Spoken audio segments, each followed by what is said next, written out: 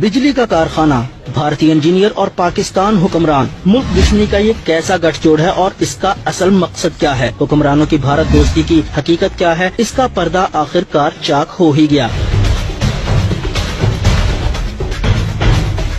शरीफ खानदान की बदनाम जमाना रमजान शुगर मिल में भारतीय खुफिया एजेंसी के एजेंट इंजीनियर्स के रूप में दाखिल हुए। बज़ाहिर उनका काम चीनी के कारखाने में बिजली पैदा करने का प्लांट लगाना था, लेकिन हकीकत में मुल्क की जड़ें खोखला करना। 37 से ज्यादा भारतीय इंजीनियर्स शरीफ खानदान की इस मिल में काम के लिए बुलाए गए, लेकिन उनको वीजे जारी करते हुए ऐसी रियायतें दी गयी जो भारत से आने वाले मुसलमानों के नसीब में भी नहीं होती। मल्टीपल वीजा, सिक्योरिटी एजेंसियों की पूछताछ से आजादी और मुल्क भर में घूमने का परवाना। इनमें से 14 अफराद अक्सर बेशतर भारत आते जाते रहते थे, जबकि 26 शुगर मिल में ही रहता। रसाई तो सिर्फ चनियोट शहर तक थी, लेकिन सरकारी प्रोटोकॉल में उनको मुल्क भर में घूमने की आजादी थी। लांबी शरीदार, श्रीनिवासन, सुरेश राव, रतनकार, देशराज, नवासन राव और कितने ही नाम गिनवाएं। 37 लोग तो रमजान शुगर मिल में ही मौजूद हैं, जिनकी फहरिस्त पाकिस्तानी सिक्योरिटी एजेंसीज के पास मौजूद है। और ये सब रियायतें कैसे मिली और किसके कहने पर मिली? जी हाँ, हुक्मरानों की जाती जमानतों पर ये सब कुछ हुआ। भारतीय जासूसों को टेक्नोलॉजी ताउन के नाम पर मुल्क के चप्पे चप्पे से मालूमात हासिल करने की खुली छूट। बिजली बनती रहती, मिल चलती रहती और मुल्की राज दुश्मन को बिना किसी मेहनत के मिलते रहते, लेकिन मुल्क के लिए मरने वाले बहुत से लोग अभी जिंदा हैं। मुल्क की सिक्योरिटी एजेंसियां इन इंजीनियर्स के नाम और काम पर गुज़िश्ता 8 बरस से नजर रखे हुए थीं।